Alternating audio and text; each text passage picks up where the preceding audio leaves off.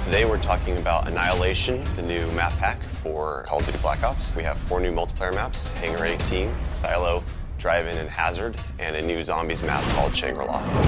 Hangar 18 is based in the highly controversial Area 51, and it has a lot of Easter eggs that play up the conspiracy theory aspect. Hangar 18 is a medium-sized map. It has a pretty classic multiplayer gameplay structure. All the paths lead through and around the hangar. It kind of caters for all game types. You've got your close quarters going through the hangar. You've also got some sniper points as well. Strategically, you want to hold down the hangar. If you can work with your teammates to really control the 4 main flow points, then you're going to dominate the map.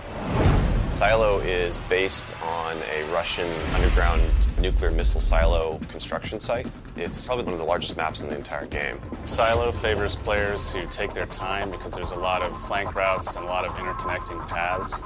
So players who are smart and use decoys and pay attention to the mini-map are going to be more successful. You can't really stick around in one place for too long because you're going to get shot from multiple angles. You really need to learn how to play the map, how the paths flow, and you need to stay on the move.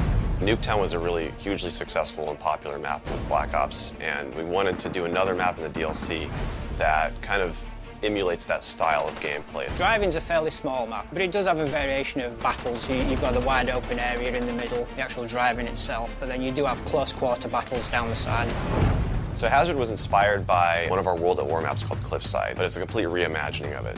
We've actually turned it into a golf course. It's a great level. Hazard is probably one of the only maps in the game that focuses almost exclusively on long-distance engagements, and the long-range snipers and LMG gunners and assault rifle guys are going to have an advantage. You're definitely going to want to avoid the fairway if you're not a sniper and stick to the edges of the map where there's some more intense choke points and medium-range engagements.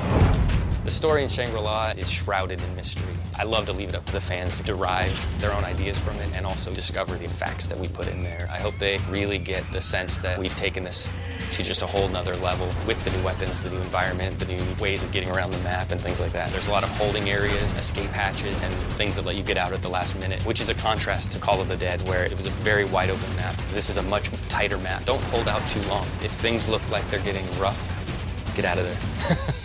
It's time to go. With Annihilation, we had a goal that we really wanted to push the visuals in all the maps. Each map feels very unique from one another. They feel like the kind of maps that you just want to spend a lot of time in. Annihilation hits Xbox Live Marketplace on June 28th.